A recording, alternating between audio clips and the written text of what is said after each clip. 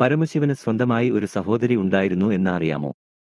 അവളുടെ അടങ്ങാത്ത വിശപ്പ് കാരണം പാർവതി ദേവി തന്നെ അവളെ കൈലാസത്തിൽ നിന്ന് ഭൂമിയിലേക്ക് അയച്ചു.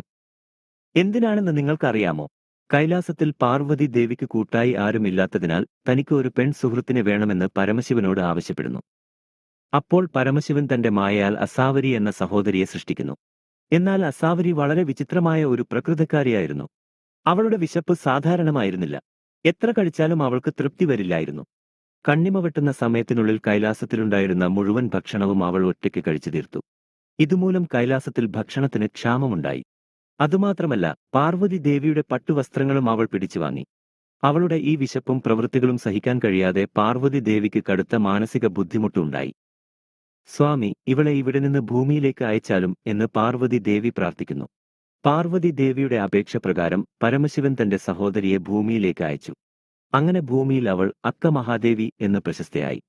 ഈ കൈലാസ രഹസ്യം നിങ്ങൾക്ക് പുതിയൊരു അറിവാണെങ്കിൽ കമന്റിൽ ഓം നമഃ ശിവായ എന്ന് എഴുതുക.